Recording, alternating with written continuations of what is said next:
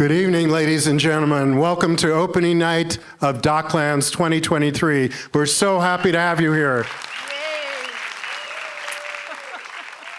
I am Mark Fishkin. I am the Executive Director and founder of the California Film Institute. And I'm Joni Cooper, the Director of Programming for DocLands, and I can't believe you're all here. Thank you. And we have an amazing evening prepared for you. Would you like to say a few words about it? We certainly do. We have an amazing program, but I would like to first... Okay, you'd like to hear me talk first? Yeah, I'd like to hear you think. Well, as you've heard from our staff here, our members are very important to us. You are the core of our audience, and we really appreciate you being here tonight and having your support. This 5-day festival takes a lot of different people and groups to make it possible.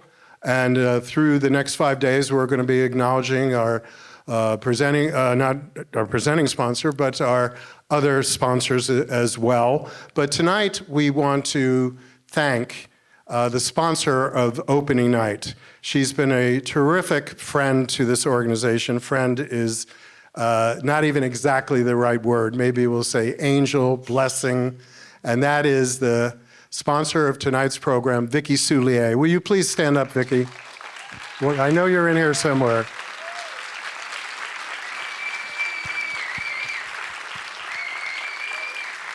Thank you. When we first started DocLands, it was about acknowledging that documentaries are more important than ever. And now I could say that even more enthusiastically with what you hear and see in the news and everywhere else, how important this particular art form is. When we started to build this theater, it was about giving the best possible experience to independent filmmakers, world cinema directors and filmmakers. They always had the worst facility, and now they have the best. I think this is something that we need to reimagine in this day and age, the importance of sitting together and seeing a movie together. There is no experience like that. Hear, hear. You will never find a presentation any better than you're going to see here tonight. And imagine filmmakers who spend years. One filmmaker in the lounge told me he's almost done with his film that was 12 years in the making. You know who you are. And the editing, you could easily edit for a year or more. So imagine how important this experience is to the filmmaker. But for you, the audience, to get off your couch after 3 years of a pandemic and come here, I really thank you. And we believe in the theatrical experience. I read this, and I actually Googled it tonight to make sure that I wasn't dreaming about it. When you're in the theater together, watching a movie, or perhaps a play, your hearts beat together. And it's even proven when you leave the theater, many times your hearts are still synchronized. This is the power of film, and it's also the power to put yourself in somebody else's shoes. We know what Roger Ebert said. Film is an empathy machine. So we are here tonight to celebrate this amazing film, its filmmakers, and the theatrical experience. I second that emotion. In fact, we want to say some of the same things, but first, I would just like to thank everybody for coming. I'd like to thank all our donors, sponsors, and supporters, and all of you, our audience, because you're the ones we do this for. And without you, we wouldn't be able to do what we do at all for the community, for the filmmakers, for anything. And I also want to just acknowledge the whole DocLands crew, the team. Everybody has just pulled out all stops to give you all the most expansive, beautiful experience in the theater than you've ever had. So thanks to the whole crew for that. And I also wanted to say that, you know, it hasn't been an easy year for documentary filmmakers. It seems like there's been a lot trouble selling documentaries because, I don't know, people in general seem to want other kinds of entertainment, whether or not they think that documentaries are too serious these days or what. But I know that they're having a heck of a time selling their work. So I hope you grab the opportunity this whole weekend to see as many films as you can, and as Mark said, to see them on the big screen the way they were meant to be seen, and the filmmakers so appreciate that. And I just want to thank everybody for being here. So tonight and for all the rest of the festival. You want to say the name of the film? Yes, well, what I'm going to do actually is invite Alexandria Bombach up to introduce her film. It's Only Life After All. Hi. That was beautiful. I really hope your all's hearts will be sinking in the rhythm of an Indigo Girls song when you leave. That'll be pretty cool. That was very inspiring, both of you. Joni programmed my first film 12 years ago. My little baby film. And it was spectacular. Yeah, she's being nice. Yeah. It's so cool to be here. It's an honor to have multiple films at this festival. It means so much to have this film here. I don't know, are there any Indigo Girls fans in the audience? Yay! All right. Okay, good. Well, you'll like it. I hope you all fall in love with Amy and Emily. They are just an incredible musicians, obviously, that have been still playing, 40 years later into this career. But they're also just incredible humans to look up to. And I think everything happens in its own time. And it took me 2.5 years to edit this film. So that's a long time. You were like, even a year? I was like, oh, God. But yeah. Well, don't jinx me. But it just means so much to have you all see this, especially in this kind of theater. This is a beautiful place, and I just appreciate this film festival, DocLands, and everyone who's running it. Thank you to even the volunteers. It's amazing to be here, and please enjoy the film. Enjoy. Oh, and we'll do a Q&A afterwards. Yes, yeah. Do not forget to come back, or for you to come back, for you to stick around for the Q&A afterwards, because Alexandria will definitely be here. Please turn off your electronic devices and absorb it all the energy around you. Thanks so much. Enjoy, and a big thanks to our staff and our volunteer board of directors.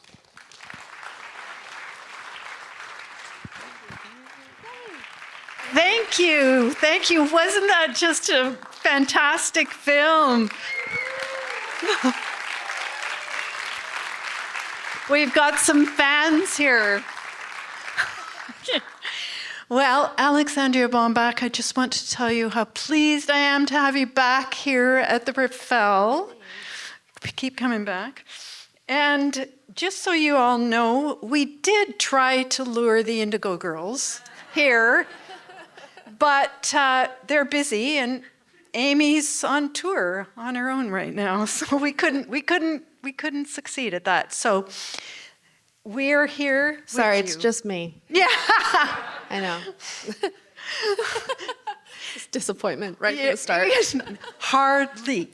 Now, Alexandria, I know that you have been an Indigo Girls fan since you were 12. Here you are. You've just finished making a film. How long did you spend with them? Months, years, perhaps? Well, yeah, I was hoping to spend more time with them, but then the plague happened. Right. So that was hard. But I met Amy and Emily in 2017.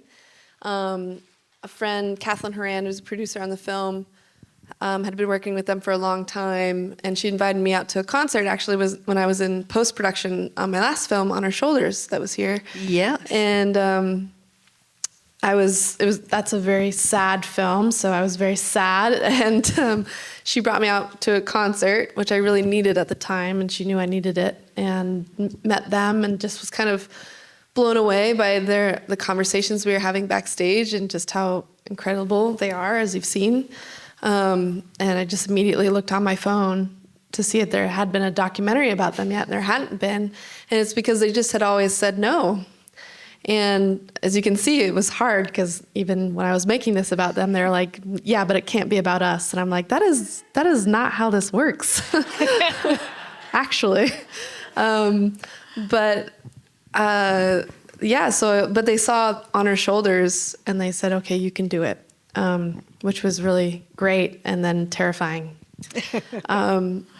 So it really, since 2017, I've been talking and working this out with them. Yeah. No, it was fabulous. And it's just obvious that they trusted you so implicitly. Yeah. And I think that says a lot for you as a filmmaker, because, well, I've seen it in all your films. Yeah, I was really honored to have that trust, but I start the film with the photographer and they trust the photographer. And then I end the film with the makeup artist and she trusts the makeup artist. I was trying to insert there at different points of time. Just they collaborate with everybody and they are really trusting and supportive of artists and their work because they trust themselves and have been true to their own work. And so they extend that to other people. And so I think once the initial, what's your intention kind of conversations happened and we got to know each other, it wasn't until midway through production that Amy opened up her basement and I saw that footage. I didn't even know. I didn't even know. So it took more time for Amy, classic, to trust me. But I appreciated that, a lot. Yeah, I was wondering if it was that time when you went to the house where you thought, oh my God. Yeah, as she's putting it all on the table, that's me freaking out in the background behind the camera. Yeah, and because I take it that COVID was one reason why you ended up going more archival than you might have?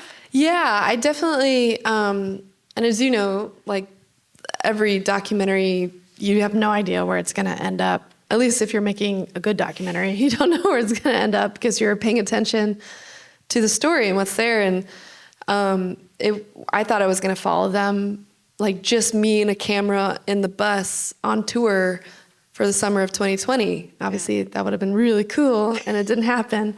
And then the archive happened. But then also these interviews happened. And those interviews were in, I guess it would have been November of 2020. Mm-hmm. And so and it was the day that Georgia turned blue. And an emotional day, an emotional time, November 2020. I know we don't like to think about it, but I think they're very forthcoming anyway, just as people, so it's not just me. But I think that time in particular, I was probably asking very emotional questions and they just came across with everything. They just laid it all out there. And plus I interviewed them both for 2 days apiece. And so 8-hour days on both. So 16 hours of talking to someone, they're gonna say a lot. But they were just so ready to do that and kind with their time and their stories and just, they have so much to teach us. And so it became very interview and archive heavy. Yeah, but it was the lure of the Indigo Girls, as you said, when you first saw them, that drew you to look and see if there was a documentary. And that was enough to draw you in, because when I think about, your films and think about what draws you to things, and obviously it's always somebody or subjects that you really care about. Yeah, that's true. And did you find that they really exuded, like we were talking just about community a bit earlier, exuded that feeling of community? Well, I think at that time when I was in the green room looking if there was a doc, at that time I was just so sad making that really sad film.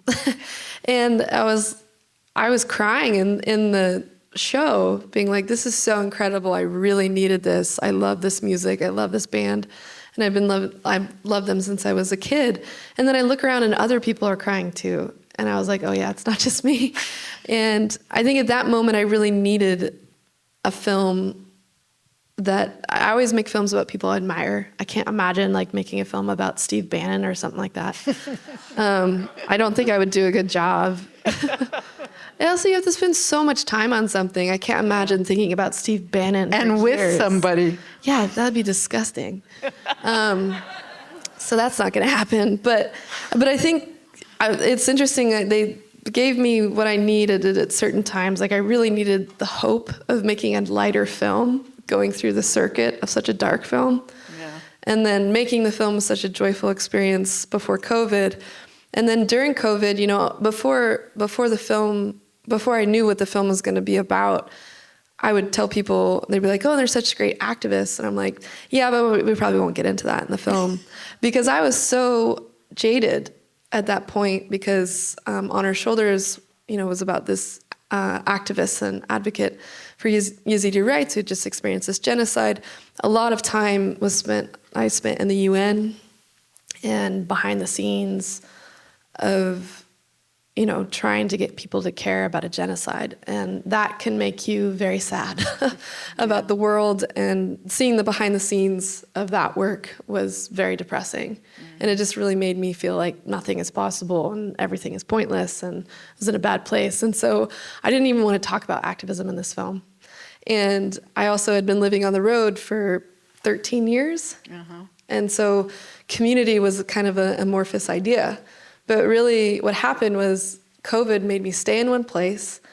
2020, obviously a massive year for activism. And then I'm looking through all this footage of Honor the Earth and 30 plus years of dedicated grassroots activism.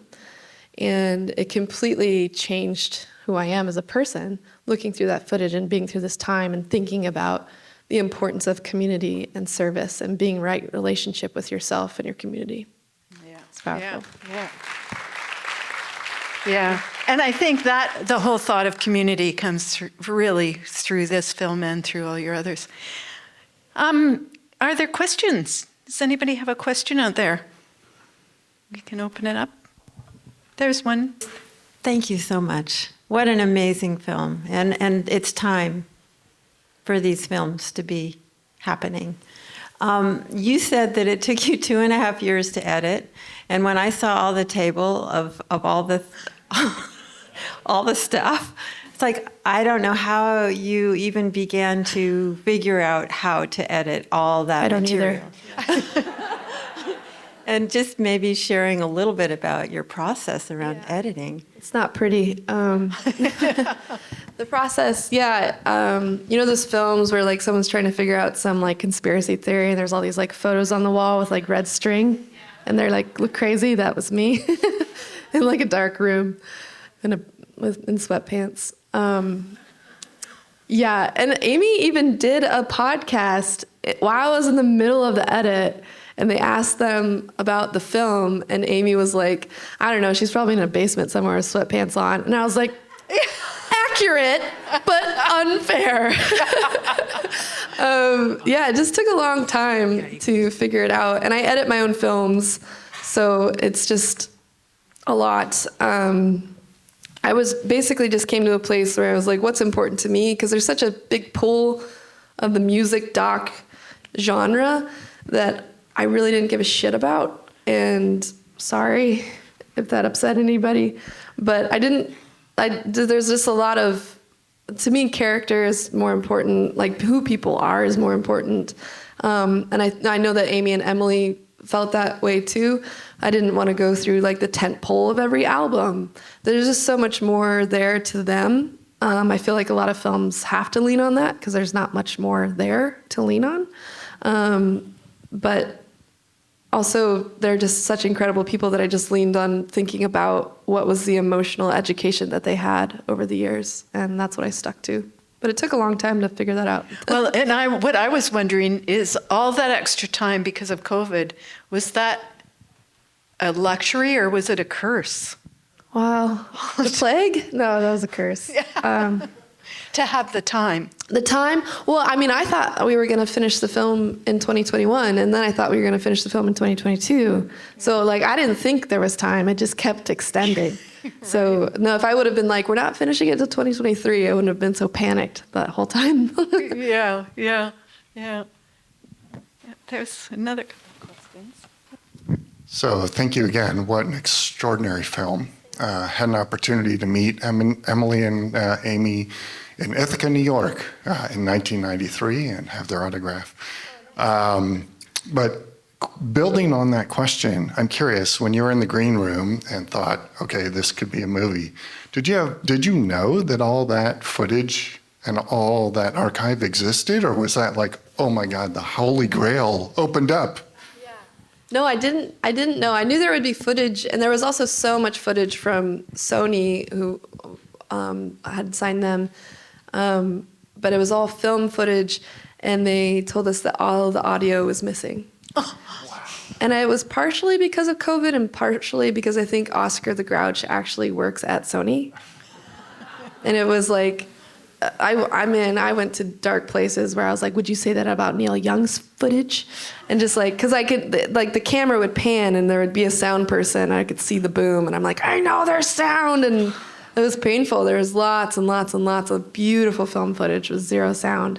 But thankfully their management and Amy's like eagerness to record everything, there was a lot, because she would get DAT tapes or recordings from like every show, and so they went into their own archives, and we were matching unmarked film with unmarked DAT tapes. Yeah, right? Never again. Which also is, because it is a music doc, kind of. Did you have, how did you decide what music you were going to include? Yeah, that was hard. I was really foolish. I foolishly had my favorites. I had like a spreadsheet of my favorite songs, which was ridiculous. It like did not happen. It just really was led by story. Like, I was super interested in the fact that they hated particular songs, and so of course I put those songs in there. Which they're still like a little bit, they loved in the beginning and now they're kind of mad at me about. But yeah, just it was completely led by an emotional need of each song. Yeah. There's another question. Thanks. I was just wondering how much footage was there in total that you edited down to that film? As far as I can tell, there was about 1,000 hours. Wow. Yeah. Thank you. You had to watch it all twice or 3 times, probably. Oh, an ungodly amount of times. Yeah. There's probably 40 scenes that I edited that aren't even in this movie. And every scene in here was edited probably 25 different versions of it, at least. So, yeah, it's weird. It's a weird job. Hi, I'm right here. I feel like the archival footage that you used was so important to advancing the story and really giving us an insight into who they are. What were you imagining? Because you said you were imagining going on the tour with them and how cool that would be, and maybe not relying so much on archival footage. So I just wondered if you had some kind of little map in your head that got completely rejiggered. Yeah, my guess was I was really, it's not in the film at all, but I was really interested.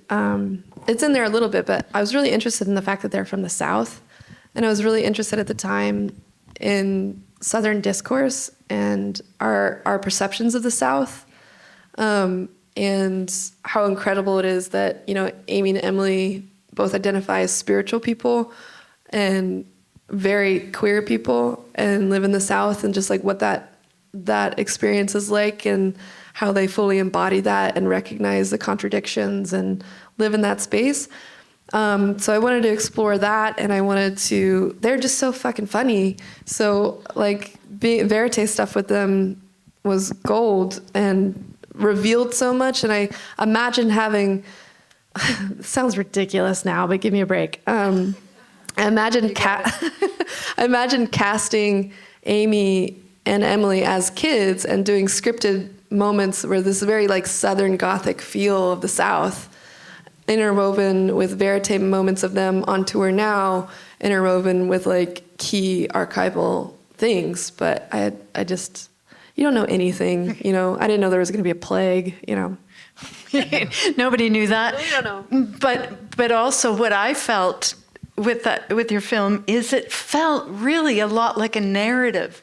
And I just loved going through their evolution and that they did it together in such a synchronistic way. Yeah, it's very, thanks. Yeah, I feel like friendship is not hit too much, but it really is kind of this friendship movie at the same time too. Or just like it's amazing that this, you know, they've had to navigate this relationship with this person for, you know, 40 plus years. It's wild. It's wild, yeah, for sure.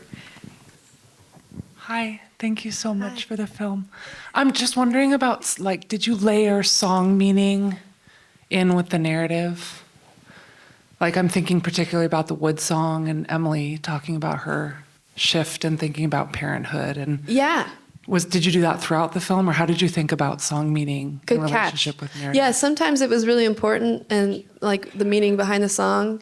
Like Emily wrote a song about addiction before she had really talked publicly about alcoholism, and that song is underneath the moment when she comes out after the alcoholism scene. And so, yeah, to me, there's like, but it's not. I didn't want to hit it on the nose and talk about meanings of film, but sometimes it's just, well, actually, no, every single time it ended up making sense. And like the song that comes up during like talking about how we need chosen family ends up, Emily did an interview where she said, this is my catharsis song. And so there's connections like that. But like the credit song is just one of my favorite songs. So then, haha, I get to do that. You're the director. Yeah, I get to do what I want. Thank you for your film and for being here. Thank you. So you shared that after your last film, you were in a really sad place. How did you feel, two parts to my question, how did you feel after you finished this film? And like any body of work, do you feel like you changed after spending time with them and their footage? And how has that changed you, if it has? Thank you. Yeah. Yeah, I definitely felt very different through the whole process. I feel like I evolved, and it's hard to pinpoint too, I feel like a lot of people evolved drastically through the pandemic. But definitely spending that time of like not being able to get away from yourself in deep isolation, focusing on two people that have really made conscious choices about their life, really made me reflect about what my conscious choices are and what I want to put my values in. And it also really made me reckon with, my own sexuality and gender identity, and feeling like I could take up space in that way.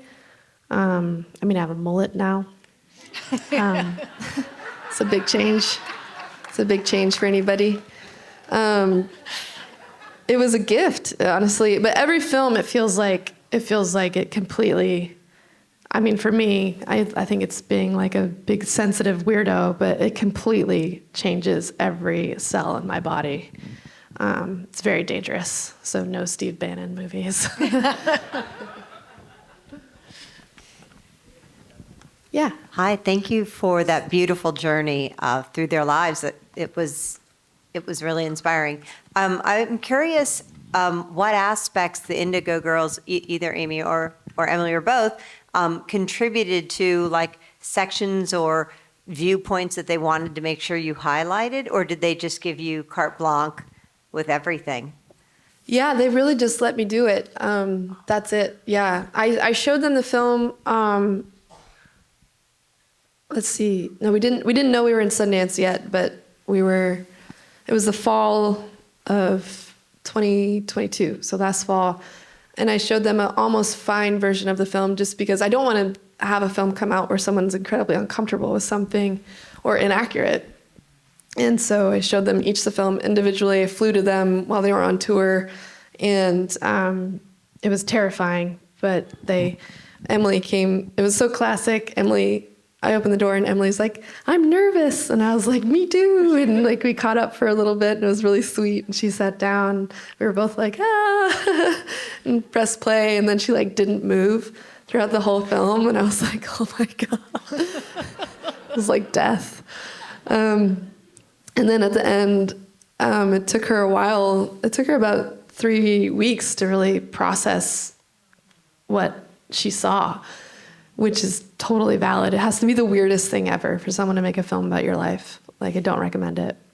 But I think, and then Amy was the exact opposite, where I opened the door and she just like went right past me, like cold anger, and sat on the couch, and I was like shaking. And I was like, so how you been? She's like, let's get this going. And I was like, oh my God. She was like so cold. But it was, it was so classic. But I was just like sweating everywhere. And she like laughed a little bit, and then she became incredibly still, just like Emily. And the film ended, and my like heart is just like beating out of my chest. And she was like, wow, it's incredible. I was like, oh God.